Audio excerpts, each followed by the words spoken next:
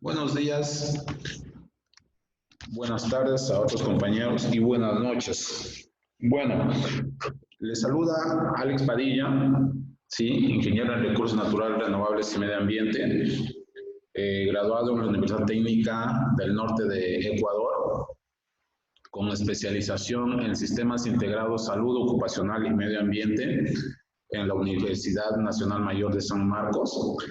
También especializado con una maestría en ordenamiento ambiental del territorio. Básicamente voy a ser el moderador y el manejador de este curso de Economía Circular Ambiental. Muchos ya me han escuchado, muchos me conocen personalmente.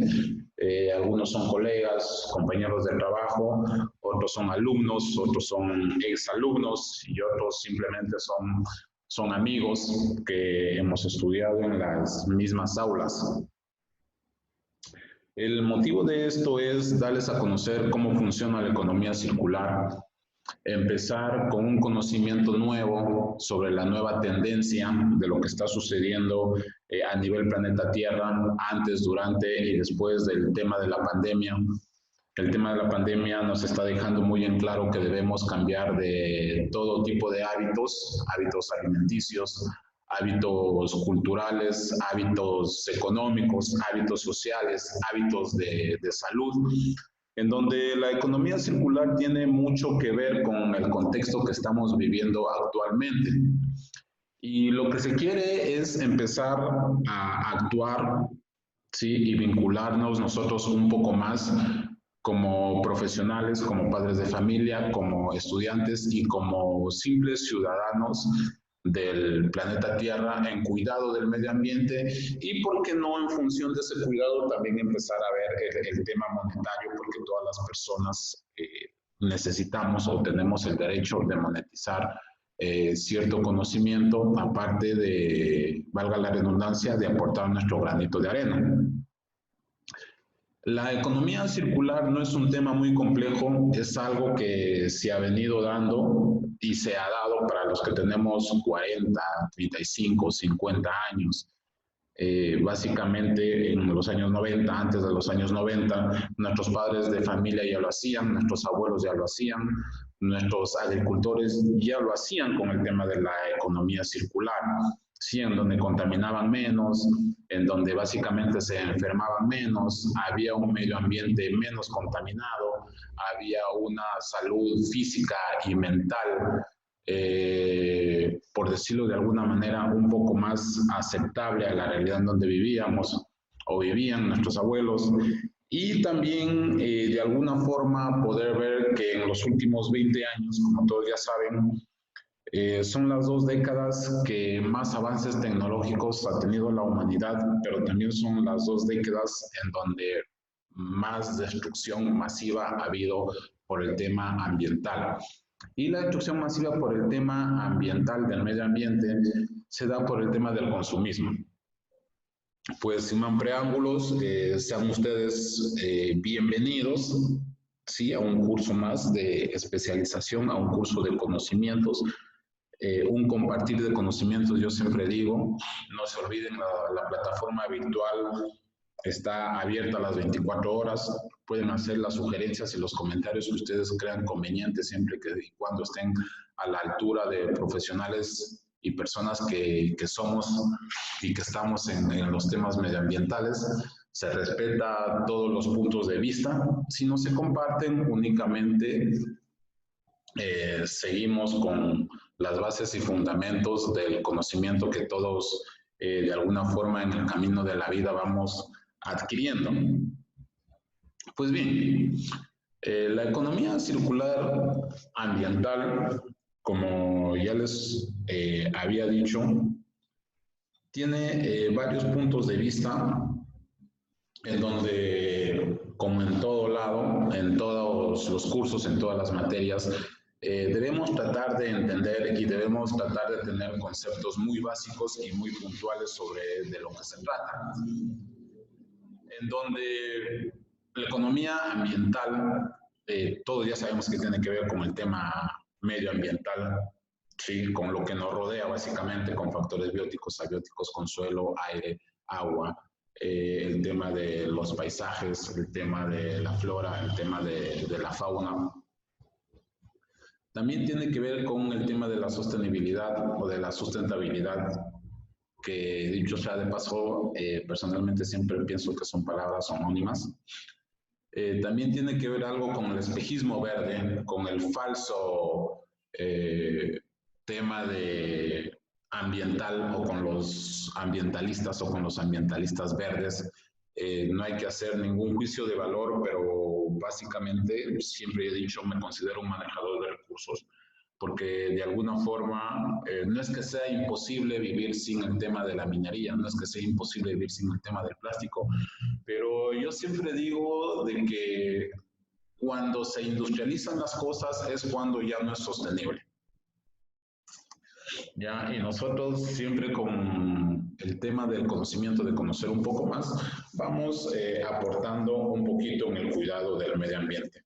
La inteligencia ecológica, que no es algo de moda, que siempre está pendiente, de lo que se trata es simplemente de ver o entender de dónde vienen las cosas, qué es una sobreexplotación, qué es 100% orgánico, qué es 100% biodegradable, qué no es biodegradable, qué contamina más, las famosas huellas hídricas, la famosa huella de carbono, entre otros. El círculo virtuoso, en donde básicamente queremos ver, por no llamarlo un círculo vicioso, de lo que es la economía lineal ahora, sí, lo que está en auge, lo que está en moda, lo que se usa y se vota, se usa y se vota, la obsolescencia programada. Pues bien, la economía ambiental tiene que ver con cualquier sociedad, ¿sí? Que esté constituida legalmente, que tenga un sistema democrático, debe decidir cómo usar sus recursos de la mejor manera posible. Siempre partimos de lo general a lo particular, en donde alguien dice, si quieres cambiar el mundo, tienes que cambiar desde tu casa. Si quieres cambiar al mundo, tienes que empezar barriendo tu casa o tendiendo tu cama. Asimismo funcionan las políticas, en donde si deseamos que se nos respeten, debemos respetar.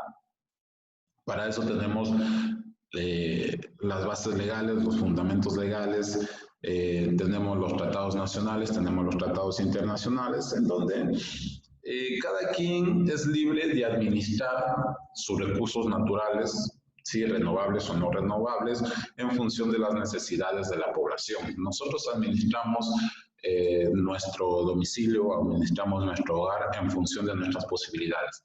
Así lo hace un alcalde, así lo hace un presidente regional, así lo hace el presidente de la República, todo siempre y cuando todo esté dentro de las normativas legales. Para entender cómo usamos y cómo podríamos utilizar los recursos renovables y no renovables, entenderse mucho los impactos que infligimos al medio ambiente, así como sus soluciones, sin comprender la relación entre economía y medio ambiente. O sea, es decir, si tenemos una acción, siempre va a haber una reacción. ¿Cuánto valoramos las personas la protección de determinados espacios naturales o hasta cuánto estamos dispuestos a invertir para gozar del agua y de mejor calidad? Esto es como ejemplo, también siempre pongo como ejemplo para el tema de Perú, para el tema de las Islas Galápagos, que hoy está con un tema un poco complicado. En las Islas Galápagos hay buques pesqueros chinos que están pescando. Ellos dicen que no están dentro del área protegida, pero hay algo que se llama zonas de amortiguamiento de las áreas protegidas. Están pescando más allá de lo que deberían. Entonces, ¿qué sucede con estos temas? Básicamente los administrados en este tema, por ejemplo, el presidente de Ecuador, él cree conveniente, según normativas legales vigentes que le amparan, que barcos chinos deben estar pescando a los alrededores en la zona de amortiguamiento de las Islas Galápagos. Otro ejemplo muy puntual para Perú, podemos dar, no sé, por ejemplo, Machu Picchu, la cantidad de visitantes determinados que pueden visitar en una época, en un mes, en un día, en una hora. Esto lo da el administrador en función de las normativas legales que lo amparan, en este caso la UNESCO, que son los que han dado todo este tema de patrimonio de la humanidad a Machu Picchu, ¿sí? Si excede X cantidad de límite o capacidad de carga de números de visitantes al parque de Machu Picchu, esto puede afectar su entorno paisajístico y por ende perder su categorización. Es un tema más o menos así como funciona, así como tratar de entender cuánto valoramos las personas la protección de determinados espacios naturales. También esto viene en la economía circular. Hay fórmulas, sí, que de alguna forma, no sé, si desean puedo hacerlo llegar o sin ningún compromiso. Hay un libro que no cuesta mucho, es muy simbólico su costo, un libro digital sobre economía circular. Tienen ahí mi número de teléfono, tienen mi correo, si están interesados, coordinamos con la coordinadora académica, valga la redundancia, y se los enviamos vía correo, previa coordinación y previo pago del mismo, para entender un poco más sobre el tema de la economía circular. Yo siempre digo que la información, la verdadera información es la que cuesta. Podemos encontrarla en internet, pero hay que saber qué tipo de información es la que se maneja. Hay estudios muy claros y muy puntuales sobre lo que está sucediendo actualmente en internet, sobre de cómo se maneja la información en internet, cómo está afectando a nuestros jóvenes la información en internet. Si ustedes desean buscar cualquier tipo de información, búsquenla en inglés, sí, también en ruso, y que sea de fuentes fidedignas, y así también que los libros o los links o enlaces de donde buscan la información sean fuentes fidedignas y han tenido un espacio de investigación en el tiempo siguiendo el procedimiento o la metodología valga la redundancia, del método científico, llegando a conclusiones muy claras y muy puntuales, para no caer en contradicciones, como por ejemplo, decir la Tierra es plana, como por ejemplo el cambio climático, el calentamiento global no existe, las antenas 5G te generan el coronavirus, cosas muy puntuales que hemos visto lo que está pasando en nuestra realidad y que de alguna forma cualquier persona con un celular en la mano, este momento puede ser un buen periodista o un mal periodista sin una formación adecuada.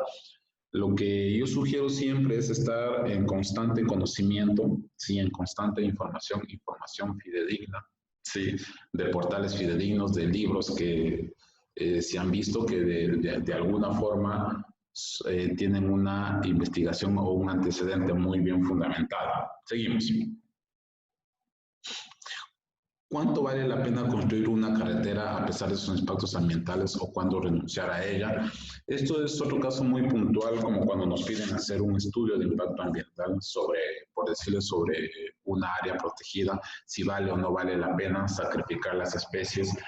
Lastimosamente ahora siempre prima el tema económico sobre el tema ecológico.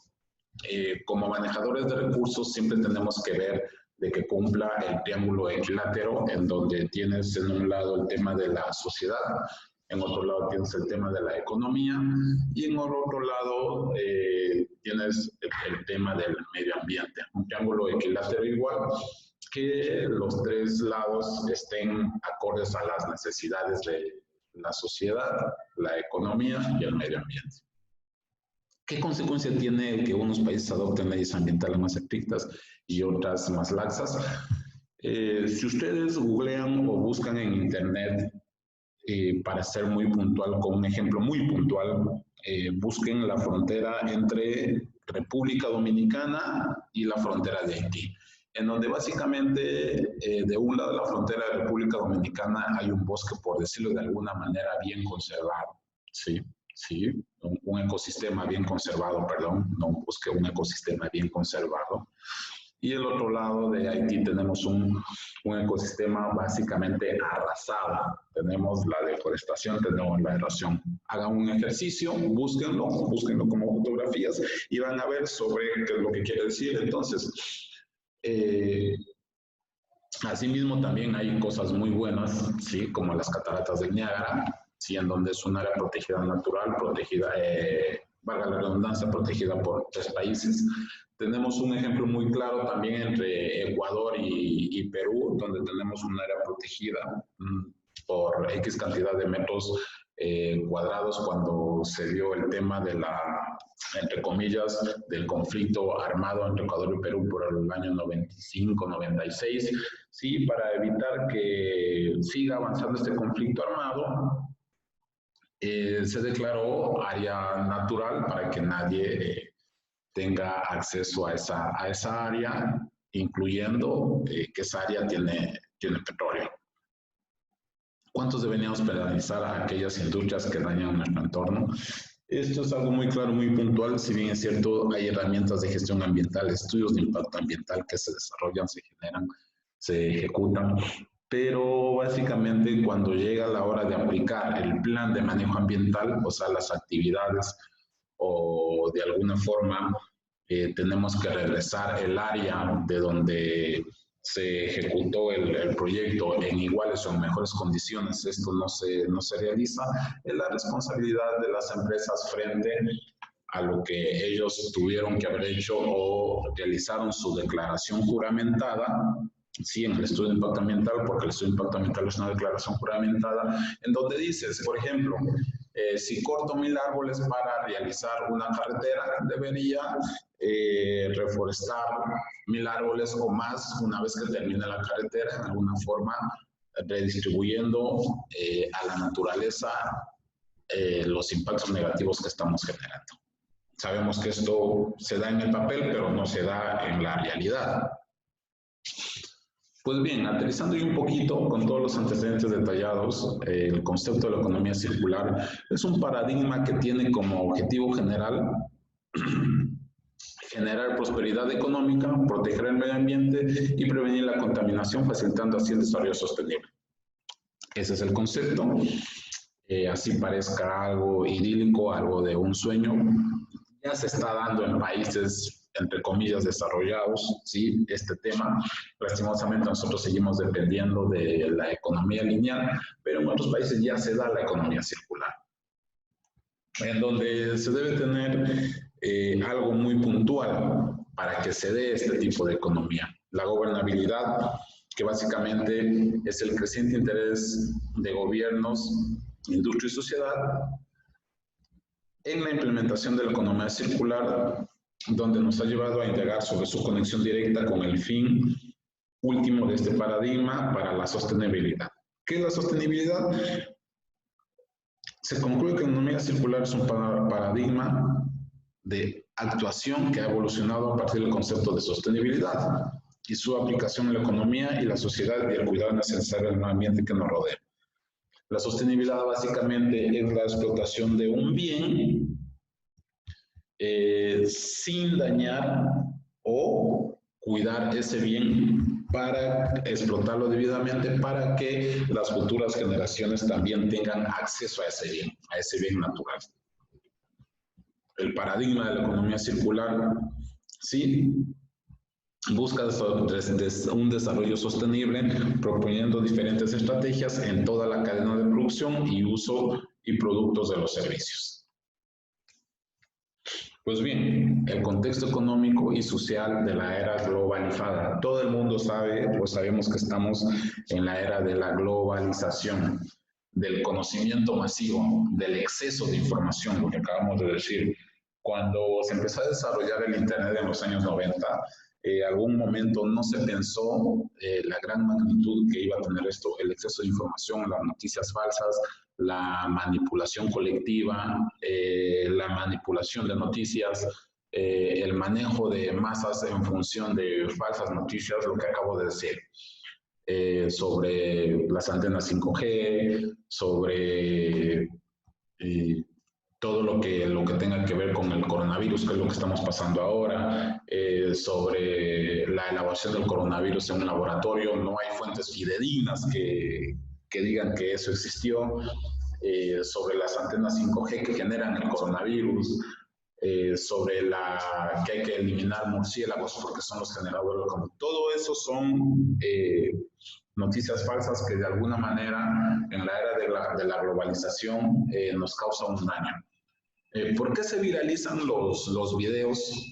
Para que un video se viralice, debe tener contenido sexual, debe tener un contenido también, por decirlo de alguna forma, cómico, y debe tener un contenido tierno. Esos tres conceptos estudiosos han analizado el por qué los videos se viralizan.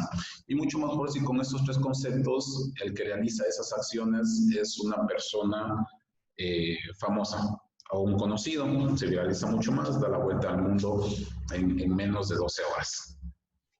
Pues bien, eso lo digo como información general, como conocimiento general, pero también tiene mucho que ver porque nos preguntamos por qué las noticias buenas no se viralizan, o por qué la siembra de árboles no se viralizan, o por qué la limpieza del mar no se viraliza, o por qué las acciones, las buenas acciones no se viralizan como las malas. Hay un sinfín de contextos, hay un sinfín de estudios el por qué las noticias malas avanzan mucho más rápido que las noticias buenas. Pues bien, la economía circular y la sostenibilidad, el contexto económico y social de la era globalizada, que es lo que acabamos de decir. ¿Qué es lo que genera la economía circular? Debería no generar pérdidas económicas y residuos estructurales, ¿sí? Debería generar también una urbanización sostenida o sostenible. Debería generar también el avance de la tecnología, pero de manera de aprovecharla de otra forma. Debería también generar la economía circular precios acordes al mercado en función que sean accesibles a las personas. O sea, comer sano ya es más caro que comer cualquier cosa en la calle. Mantenerse físicamente sano también ya es un tema que demanda dinero. Vestirse de alguna forma o mantener estándares socialmente aceptables sin de alguna manera no contaminar, es decir, todos tenemos, por ejemplo, actualmente el WhatsApp, todos tenemos actualmente un celular inteligente en donde nos obligan cada cierto tiempo a estar cambiando, ¿sí? La economía circular también debería replantear el modelo de sostenibilidad. Pues bien, ¿dónde empieza todo este tema? No se olviden que estamos de lo general a lo particular y debemos tratar de entender cómo se ha venido dando, cómo ha venido funcionando. Y para eso nos vamos 10.000 años atrás al hombre neolítico, en donde básicamente el hombre neolítico deja de ser nómada. ¿En donde ¿Qué sucedía? Un grupo de personas o un conglomerado de personas estaban en cierto lugar, por decir, accedían a los recursos naturales, al agua, a los alimentos. Cierto tiempo, cuando se terminaban, todos los productos de ese lugar avanzaban a otro lugar. Mientras avanzaban a otro lugar, el lugar en donde habían dejado ya se recuperaba.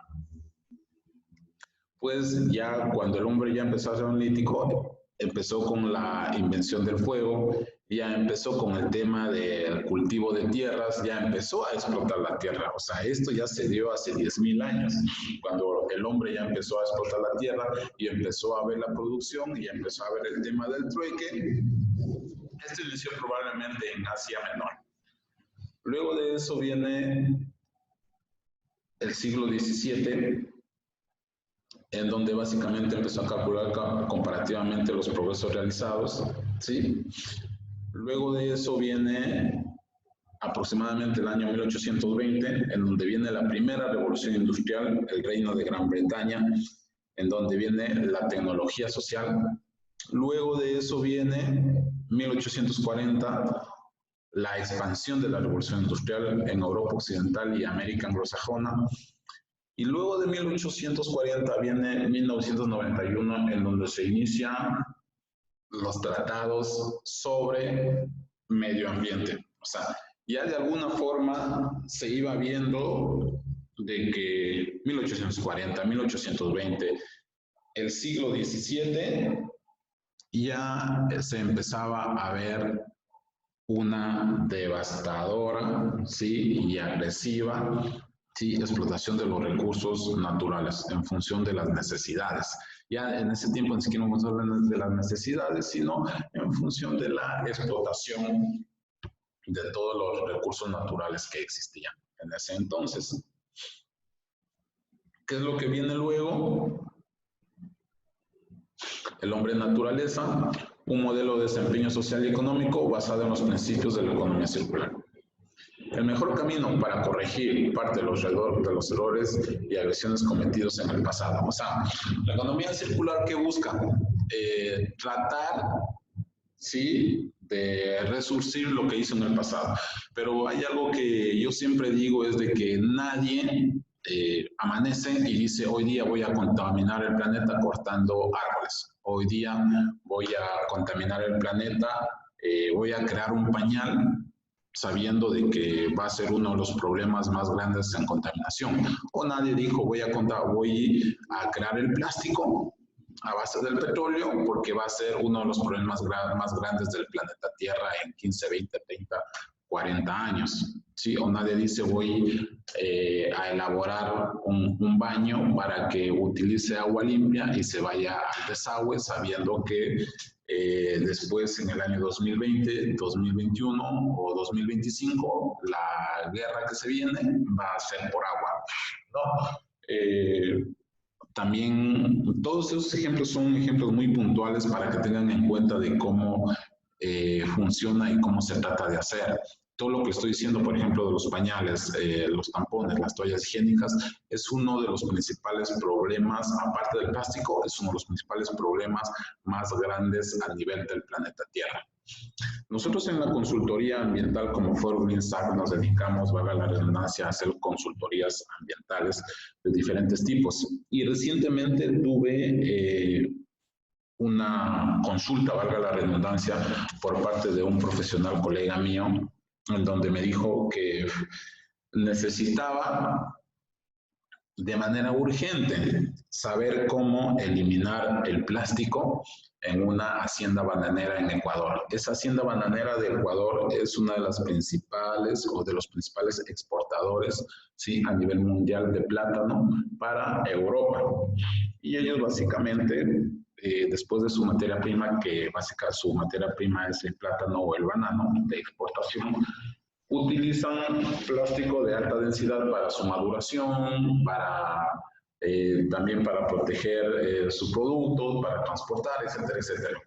La principal preocupación de ellos era de que, primero, ya no tienen un producto igual o similar al plástico que sea biodegradable.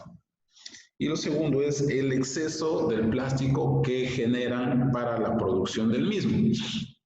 ¿Por qué su preocupación? Porque ya a partir de enero del 2020, a nivel de Sudamérica, ya empezaron a aplicar normativas legales en donde básicamente multan a las personas naturales o jurídicas por el consumo excesivo del plástico, y además de eso se suma el rechazo, sí, por parte de los países europeos a donde ellos llevan, sí, su producto como el banano envueltos en plástico. Entonces, para ingresar a Europa, ya los europeos de forma obligada les dicen que ya no puede ingresar su producto envuelto en plástico. Entonces, ¿qué trato de decirles con esto? De que se generan normativas y leyes, ¿sí?, sin tener un plan de contingencias en donde ayuden a empresas públicas o privadas o personas naturales o jurídicas para tener un plan de contingencias en función de la problemática que se viene.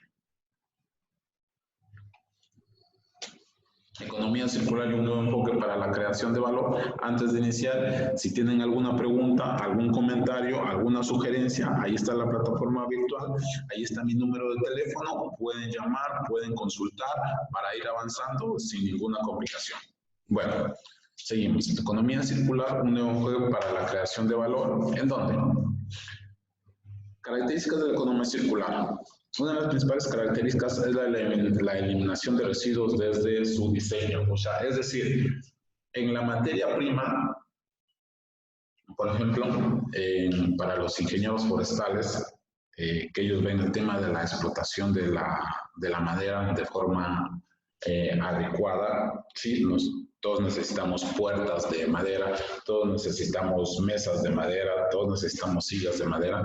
Entonces, ellos ven la forma de explotación, la forma adecuada. Para eso hay que tener claro los procesos que se siguen en la explotación y hay que tener claro también los procedimientos que de alguna manera o de alguna forma intervienen en la producción de los mismos. Principios de la economía circular, en donde básicamente es la generación de solidez a través de la biodiversidad. Aplicación de principios ambientales, que ya vamos a ver cuáles son, que básicamente es la impulsión de la economía con fuentes de energía renovable. Y los principios de economía circular, pensar en sistemas, costos reales y retroalimentación. ¿Cómo se hace esto? Vamos a verlo más adelante. El contexto económico social de la era global, en donde los motores del cambio del modelo social y económico. Para que todo esto se dé, si tenemos queremos aplicar una economía circular, sea a nivel público-privado, necesitamos, por decirlo así, la venia de las autoridades, sean locales, regionales, en este caso presidenciales o en este caso globales a nivel mundial, que ya se está dando. ¿Qué es lo que no deja que avance la economía circular? Es el crecimiento de la población. Todos sabemos la problemática a nivel mundial que genera el crecimiento desproporcionado de la población. De alguna manera, en China, hace no mucho tiempo, se inició con el proceso de que se tenga un hijo por familia, pero a esas alturas se dieron de cuenta de que no es bueno porque a largo plazo se quedan sin jóvenes para la producción. Algo muy curioso, actualmente, estos son datos reales, según la Embajada de Canadá en Perú, básicamente la Embajada de Canadá en Perú, da datos en donde para el 2021, hasta antes de la pandemia, se necesitaban más de 1 millón de profesionales jóvenes que estén entre 25 y 35 años. 1 millón de profesionales jóvenes, de todo tipo. Profesionales, técnicos, no profesionales. ¿Por qué sucede esto? Porque de alguna forma no tienen juventud entre 18 y 25 años en Canadá que quieran generar o que quieran trabajar en lo que ya las personas de la tercera edad de ese país quieran dejar de trabajar. En otras palabras, no hay personas jóvenes por un tema de baja natalidad, ¿sí? La mortalidad, no tengo datos muy reales, pero la baja natalidad de hace 20, 18, 25 años por un tema de políticas de crecimiento, es que están solicitando personas o profesionales para que vayan a ese país y de alguna forma esa brecha social, por llamarlo así, esa brecha social sea llenada por países en donde tenemos exceso de natalidad. Lo mismo está pasando en China, lo mismo está pasando en otros países como Suecia y Finlandia. En China, más allá del número de población, es la cantidad de personas que se necesitan para acceder a trabajos en donde los chinos del continente asiático no acceden por su edad y por el número de personas. También tenemos la escasez de materias primas sobre energías y recursos renovables. Ya sabemos qué es lo que está pasando actualmente con el petróleo. No sabemos qué es lo que va a pasar con nuestros países, con Perú, Ecuador, Bolivia, Venezuela, son países netamente petroleros. Ya vimos qué es lo que sucedió cuando el petróleo bajó a menos de $1. El cambio climático y la preservación de los ecosistemas. Algo que tiene mucho que ver el tema del coronavirus, lo que sí están de acuerdo los científicos, es de que el coronavirus se dio o se está dando por la disminución de bosques primarios en diferentes partes del planeta. Entonces, ¿qué sucede? Con la disminución de bosques, disminuyen las especies endémicas de esas áreas. Y esas especies endémicas, las pocas que sobreviven, tratan de mutar en función de la necesidad biológica. Como ya no tienen en dónde desarrollarse, ¿sí? Necesitan acondicionarse a un hábitat nuevo y generan anticuerpos. Y estos anticuerpos, junto con sus enfermedades, de alguna forma mutan para sobrevivir. Y ahí es donde los virus o bacterias pegan el salto de resistencia, buscan nuevos, por decirlo así, buscan nuevos cuerpos en donde huéspedes, en donde ellos alojarse, y ahí es que aparecen este tipo de virus. Si ustedes se dan cuenta, todos los virus H1N1, el tema de las vacas locas, el tema de la influenza, el tema de la gripe aviar, el tema del mismo coronavirus, todos esos virus son virus que de alguna forma han mutado. No hay, o no se conoce científicamente, ¿sí?, que todo ese tipo de virus han sido creados en un laboratorio para la disminución de la población. Como les dije, son excesos de información que se tiene, son excesos de información falsa desde mi punto de vista y desde los puntos de vista de científicos que han venido desarrollando investigaciones. Entonces hay que tener un poco de coherencia cuando se hable de estos temas con amigos, familiares, trabajadores, etc. Asimismo, la economía circular y la gestión de los recursos incrementan la oferta por gestión eficaz del ciclo del agua y los residuos de reutilización y desalinización, más la reducción de gases invernaderos. Todo esto se reduce al manejo adecuado de residuos sólidos. Todo esto se reduce a un manejo uniforme, por decirlo así, acorde a las necesidades. Nosotros utilizamos más de lo que necesitamos. Por ejemplo, en Lima, la persona promedio de clase media baja, ¿sí?, con un ingreso de un salario mínimo, estamos hablando de 950, 1000 soles, esa persona gasta un promedio, ¿sí?, de 40 litros de agua diarios. Pero las personas de clase alta, no lo digo yo, lo dice la SUNAS, ¿sí? Una persona de clase alta que vive en uno de los lugares acomodados, por decirlo así, de Lima, gasta hasta 450 litros de agua diarios. Esto es para que tengan una idea de cómo no se administran bien los recursos que tenemos. El contexto económico y social de la era global. Tenemos, por un lado, tenemos la gestión económica circular y gestión de residuos sólidos. La economía circular, ya vamos a ver más adelante exactamente qué se hace, cómo se trata. Tenemos la gestión del agua, incremento oferta por gestión eficaz del ciclo del agua, reutilización y desalinización. El tema de la desalinización del agua se habla mucho porque lo que más tenemos es agua a nivel planeta Tierra, más del 70% del globo terráqueo, pero es agua salada. Acá en Perú hay investigaciones muy puntuales. La Armada del Perú tiene una investigación muy puntual en donde transforma el agua salada en agua dulce. También estaban haciendo una planta de tratamiento porque uno de los principales problemas de Lima, que está sobre un desierto, es el agua. Según CEDAPAL, para el 2025 ya no va a haber un acceso durante las 24 horas al consumo de agua porque ya no hay agua, para la cantidad de personas que existen en Lima metropolitana, ¿sí?, y el desarrollo de la construcción civil que se viene dando, que se venía dando hasta antes de la pandemia, ya no era posible mantener esa sostenibilidad para acceso de agua potable.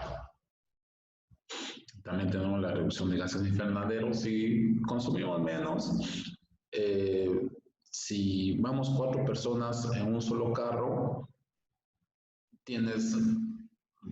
disminuyes tu huella de CO2. Si las 4 personas independientemente van en un solo carro, aumentas tu huella de CO2. Que tenemos el cambio climático y preservación de los ecosistemas. Anteriormente era el calentamiento global, ahora es cambio climático por el tema o sea, el orden de los factores no altera el producto, digo yo. Siempre va a haber el cambio climático y aceleración del mismo por las actividades que nosotros realizamos día a día.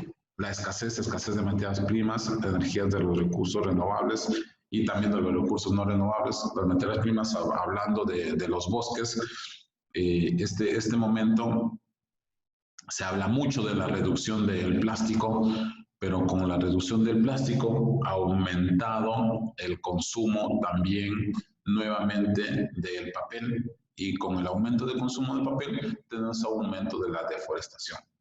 Y tenemos lo otro también de que a base de la pandemia se ha disparado hasta un 600% la utilización de plástico por el tema de los protectores faciales, por el tema de las manos, por el tema de entierro de los mismos pacientes de COVID. Todo eso se lo hace en bolsas plásticas o en fundas plásticas.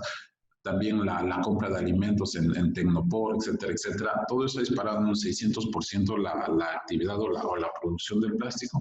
Entonces debemos encontrar siempre el punto medio, equilibrio medio sobre que una acción siempre trae una reacción.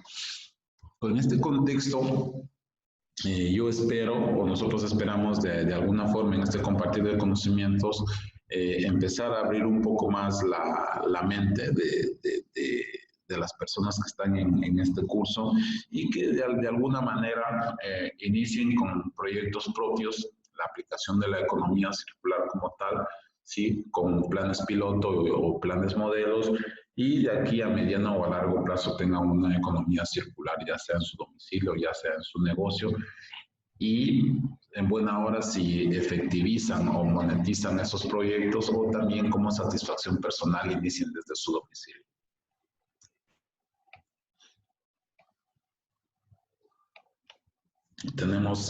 Aquí tenemos ejemplos muy claros, muy puntuales. Hasta el 2020, sobre la extracción global de recursos, que se esperaba que crezca hasta 82.000 millones de toneladas para el 2020. Tenemos en 1980, tenemos el 9.1, todo esto estamos hablando a nivel planeta Tierra, 9.1 de ingreso per cápita. En el 2002, 8.7, ha bajado un poco. En el 2010, 9.5, y al 2020, 10.6. ¿Sí? Todo esto en yacimientos de minerales metálicos, transportes de energía fósil, minerales no metálicos y biomasa. Todos sabemos qué es lo que pasa con el tema de yacimientos de minerales metálicos. Por ejemplo, el Perú es uno de... ¿Por qué no nos ponemos a pensar qué sucedería si el Perú ya deja de producir cobre? Perdón, ya deja de explotar cobre.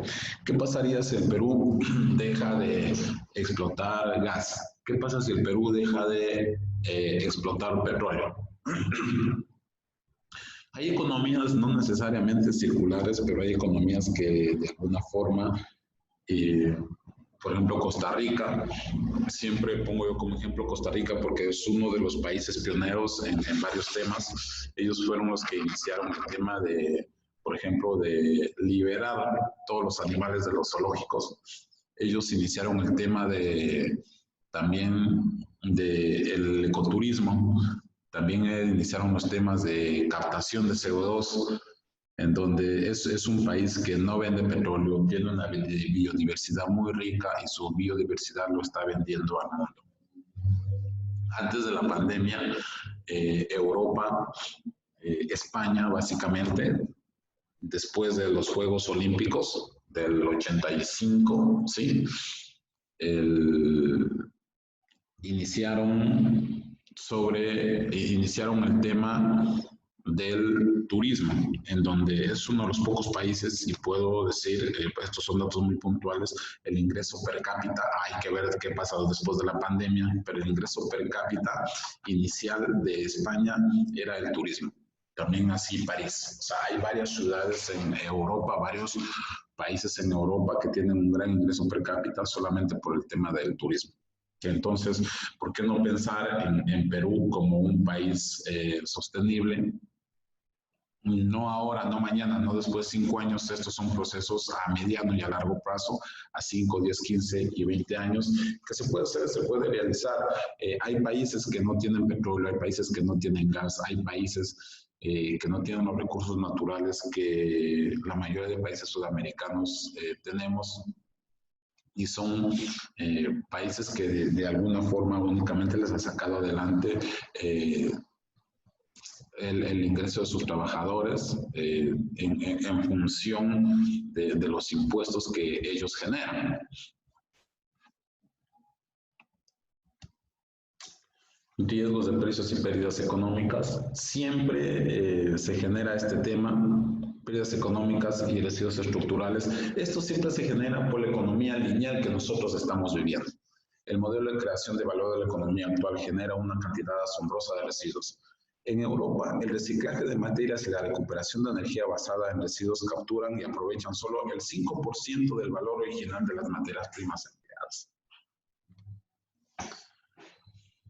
O sea, es mucho más barato actualmente, no en Europa, actualmente es mucho más barato en temas monetarios, no ecológicos, es mucho más barato crear una botella plástica que crear una botella plástica a raíz de productos reciclados. Ahora entienden el por qué siguen generando botellas plásticas las grandes y medianas y pequeñas empresas. Es mucho más barato para las empresas de gaseosas vender en botellas plásticas que vender en botellas de vidrio. Sí, así es. Básicamente ya no siguen vendiendo en botellas de vidrio porque tienen una huella hídrica muy grande.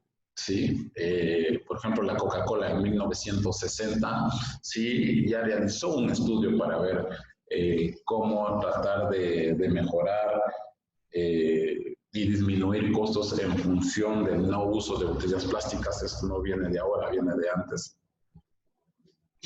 Muchas empresas han empezado recientemente a darse cuenta de que el sistema lineal, que es lo que actualmente estamos viviendo, aumenta su exposición a los riesgos, sobre todo el frente a la volatilidad de los precios de los recursos y las interrupciones del suministro. O sea, hoy puede haber petróleo, mañana no puede haber. Todo el mundo en este momento está hablando de litio, pero sin darnos cuenta de que el litio puede ser la era del cambio del petróleo a los autos eléctricos, pero hay investigaciones recientes que el litio es mucho más volátil que el petróleo, es mucho más inestable. Riesgos. Durante la pasada década, la volatilidad del precio de los metales y de la producción agrícola fue mayor que en ninguna otra década del siglo XX. Es decir, que hoy día una manzana puede estar 5 soles, mañana puede estar 10, o pasado mañana 20, o el petróleo puede estar a 120 dólares, como puede amanecer a $1. ¿Cómo funciona la economía lineal? Tenemos agua y alimentación y tenemos aguas residuales. Tenemos energías y combustibles, tenemos emisiones a la atmósfera. Tenemos productos manufacturados, tenemos desecho de herramientas y embalajes. Tenemos madera, pastas, metales y plásticos y tenemos residuos sólidos. Pues bien, el surgimiento de la economía circular y el planteamiento de la sostenibilidad, o sea, dejando de lado ya la economía lineal, que es lo que vivimos ahora, y tratando de entrar ya en materia. La verdadera economía circular es aquella que es restaurativa y regenerativa. Trata de productos, componentes y materias que mantengan su utilidad. Su valor máximo en todo momento conciliando ciclos técnicos.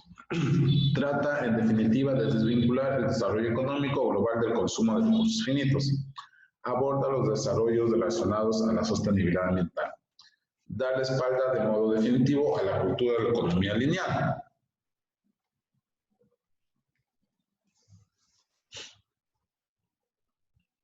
Adoptar los principios y fundamentos de la economía circular Propone cambios radicales de paradigmas en los ámbitos social, político y económico. Lo que les había dicho, siempre tiene que ver, y no se olviden el tema ambiental. La revolución industrial que generó y sigue generando una serie de impactos que en la actualidad son difíciles de asumir y aceptar. Proponer un modelo que compensa los límites biofísicos de la economía lineal. Y darle espalda de modo definitivo a la cultura de la economía lineal. ¿Cómo funciona? Por un lado tenemos agua y alimentación, por otro lado tenemos el reciclaje de nutrientes. Ejemplos muy claros. El agua que utilizamos, no sé, lavando en la lavadora, podemos utilizar en el baño. Sí, es cierto, se necesita un cambio estructural, se necesita un cambio de filosofía, se necesita un cambio de mentalidad. Bueno, tenemos energías y combustibles.